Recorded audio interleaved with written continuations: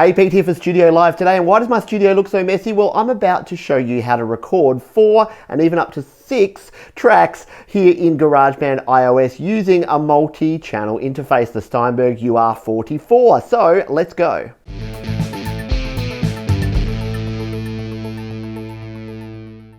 And here is our setup. We're going handheld today because there's so much going on in the studio I can't find a place for my camera, but here is my iPad Air 2 ready to go to record here. We have the Steinberg UR44, which you can see there has 4 inputs, and it's also got 2 inputs on the back, but we're going to be using the front 4 to record stereo guitar, microphone, and guitar direct input directly in here.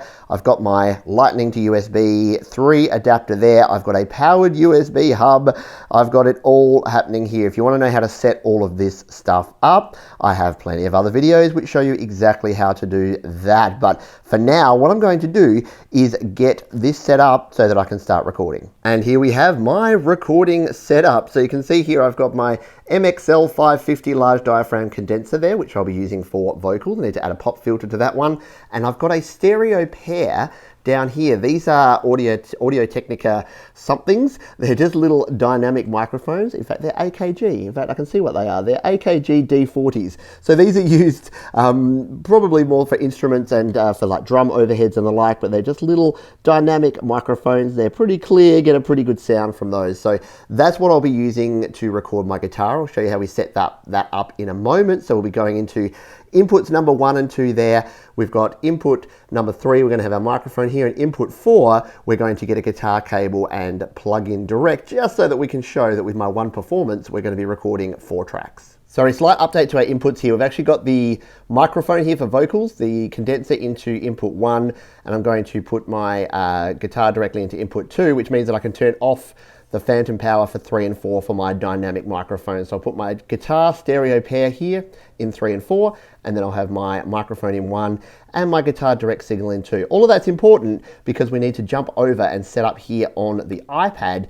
and make sure that all of the settings match. But first, what we need to do is actually plug in all of these cables. Now you see this on the ground here. This is the reason why I don't set up these microphones very often, but we have our 2 microphones now plugged in here. We have our large diaphragm condenser microphone there and our guitar plugged in, and all 4 of those cables are all coming up here into our Steinberg UR44, which is ready to accept these 4 inputs and send them over to my iPad Air 2 via the Lightning to USB adapter, which will be very cool. So now I need to get myself set up. We'll jump over into the iPad and I'll show you how we set up ready to record. Okay, so here we are in the iPad ready to go. Now I've already set up my first track, which is this microphone track. You can see monitoring is on, which is what this little orange Wi-Fi looking signal here, that's your monitoring. And if we tap in here to have a look at that one, we can see that here. I've just got this on. In fact, I've got on lead vocals, which is going to make what you're hearing sound really bad right now. There we go, that's better. Let's jump in. So you can see here we've got channel 1 selected. And there's all the rest of our glorious inputs, 1 through to 6, and we can also use stereo inputs. If you have a stereo signal, we can create a stereo track. We won't be doing that today, but if you wanted to, say, plug in, I was going to say MP3 player. Who uses an MP3 player anymore? If you wanted to plug in your iPhone and play along to music and record the input at the same time, you could do that using a stereo signal. Anyway, let's move on and add the rest of our tracks. So there is our microphone. It is working. It is good. We'll leave that on monitor so you can hear me. Let's add a new track. And now let's add our guitar. So we'll come in here, actually no, microphone, we'll go instrument. So, and we'll just use the nice room setting there. You can see it defaults to channel 1 and it's not monitoring, which is good. We don't want double monitoring on that. What we need to do is go to input number 2, and we will put our monitoring on so that when we step over and have our guitar, it's already plugged in, when we start playing our guitar, we'll actually hear that. So that one is set up. Now we need to set up our stereo pair for our acoustic guitar. So now we tap again to get another track here. Let's just go instrument. Let's leave it on the default nice room. This time we want to go channel number 3, and we'll monitor that one as well. And when we go back to here, there we go, it's all good. So we've got our vocals, our first guitar, sorry, our direct guitar, and then we've got our acoustic, and then let's add our final one. Instead of adding, let's actually tap and duplicate that. And here's our duplicate. We can just tap on there to put monitoring on, but we will need to go in by tapping up here on the microphone and change this one to channel, not surprisingly, 4. Now, I'll talk a little bit in a moment about the stereo pair that we've got set up and why we have it and what that actually means.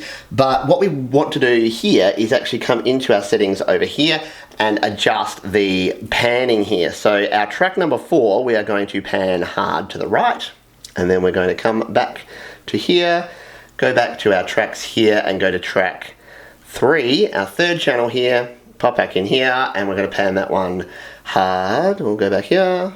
Pan that one hard to the left.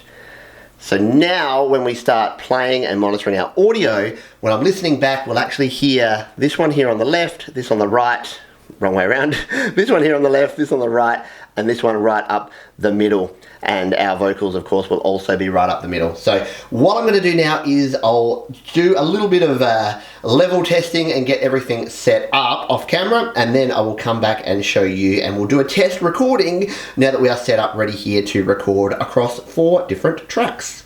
Hello, so here is me set up, and you can hear all of the echo because the delay, not the delay, the reverb that's come through on these microphones down here, you can hear, as well as if I get up on this mic, you can hear the vocal mic, which is actually clean, but these ones are picking up some additional. My guitar is coming through not only the line, which is plugged in there, but these 2 microphones as well. And these are in an XY pair configuration, which I won't go into a lot of detail. If you Google XY pair, you'll find out all about them. But it basically just means that there's 2 microphones pointing in opposite directions. If you've ever used one of the little Zoom recorders, you'll know these have the same sort of arrangement on top. And it just means it's going to capture, one's going to capture one side and one the other. So I may have even set them around the wrong way in terms of left and right, which I may need to flip over afterwards, but that's easy enough to do. So as I said, I don't really trust the screen recorder to record the screen while you watch me play, so I'm going to flip around now. We'll zoom in on GarageBand and you'll be able to see how these 4 tracks look recording at the same time from this one performance. So this is where having an assistant or someone in the studio to help would be useful, because you saw my setup before and I'm very far away from my iPad over on the desk, so I'm going to have to go around, hit record, and then run back here and record. Luckily, I've given myself like 10 bars lead in, and I'm actually not playing along with any of the instruments at this stage, so I can really start when I want to, as long as I have enough time and tracks to play the whole song, which I think I do. Let's go.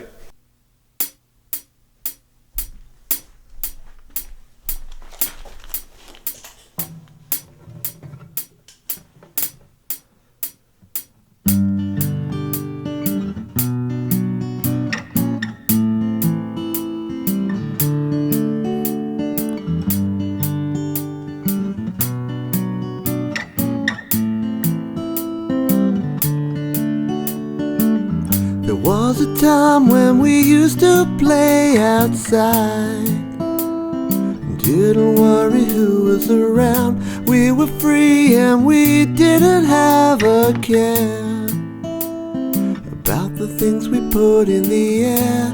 But those days are gone, they have floated away. And now I'm moving on, no more yesterday, 'cause it's gone and it's a new day. Everyone feels a little comfort when they reflect on all the good times that we had and how they felt. Hello darkness, my old friend, your busy day is at an end. Is this just a fantasy? No escape from reality.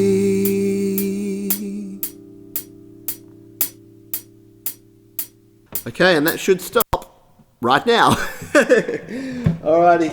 So there you go. That is recording those 4 tracks. So let's now jump in. We'll play back this track and hear how it sounds and make sure that we can adjust some levels and get it sounding mixed together and solo some of these tracks so you can just hear what each different microphone or input has actually recorded. Okay, so I've taken the monitoring off all but the microphone just so that we don't get all of these 3 different nice room sounds while we're going through this here now. So the 4 tracks have been recorded. You can see there that they look like they're at pretty decent levels. Everything looks okay. Let's just go to a bit where everything's playing along here and have a listen to how this all sounds together without any other changes or mixes. And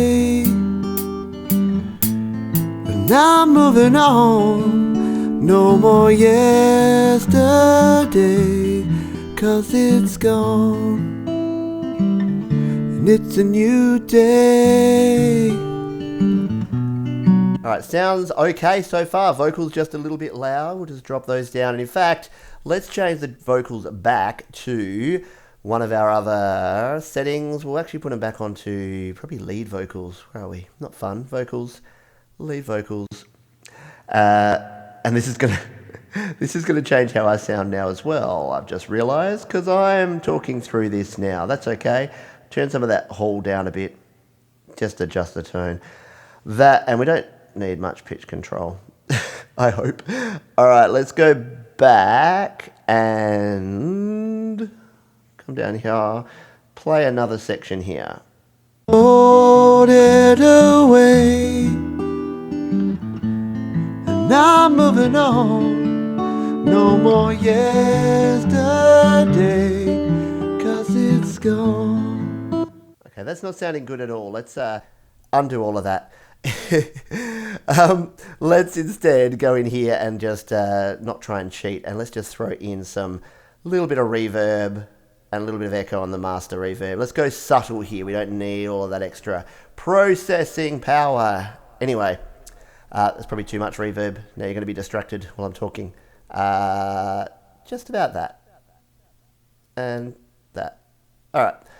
Just a little bit. Okay, so let's go through now and see what we can do here. We can actually solo each of these tracks. So we'll solo track the vocal, and then we'll be able to hear just how the vocal sounds. We had to live in fear, just because the way we appear. So you can hear there that there's some bleed coming through because obviously the vocal mic's going to pick up some of the other microphones. Let's now take a look at what this direct guitar sounds like. And those days are gone.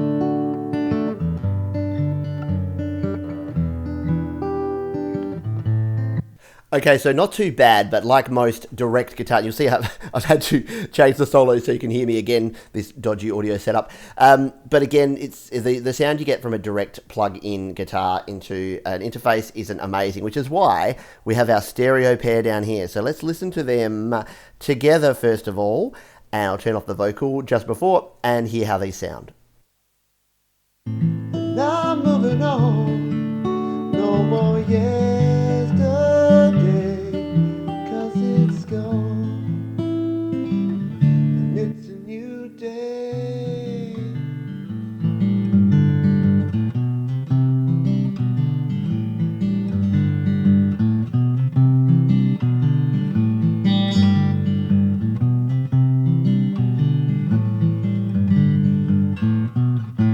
Okay, so apart from my slightly dodgy playing there because I'm playing a round of all of this equipment and I was singing at the same time, there was some vocal bleed again coming through to those mics. What you would normally do is just record the guitar, just using that stereo pair, and then do the vocals separately so you don't get all of that bleed. But again, it's a nice sound, and when you bring all of that in together, what I'd probably do is I may either not bother with that at all or just drop down the volume of that guitar.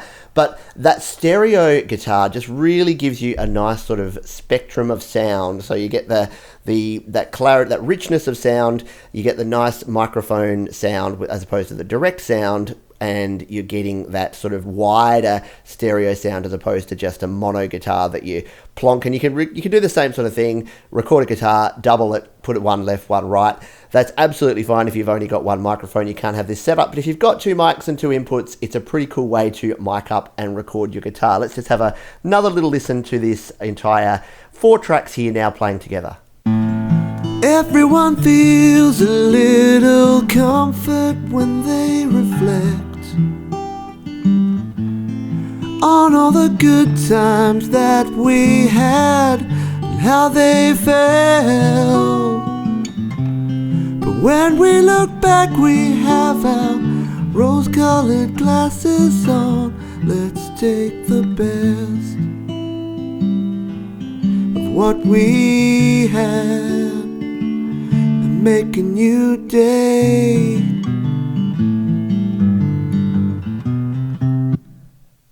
Okay, there you go. I think that's sounding pretty good, considering I didn't spend a lot of time manipulating and setting up all of the different inputs and really sort of tweaking my settings here. I think we've got a decent sound here. And as you can see, the flexibility you get once you start getting something that has more than one input, especially 2 or 4 or 6 inputs, is that you can start doing these sort of recording projects. So I'm going to pack all of this away now because it's given me a mild anxiety attack having all these cables on the floor. But I hope you found this interesting and enjoyed seeing these different inputs in action. If you've got comments, questions, or suggestions, drop them down below and I'll see you on the next video.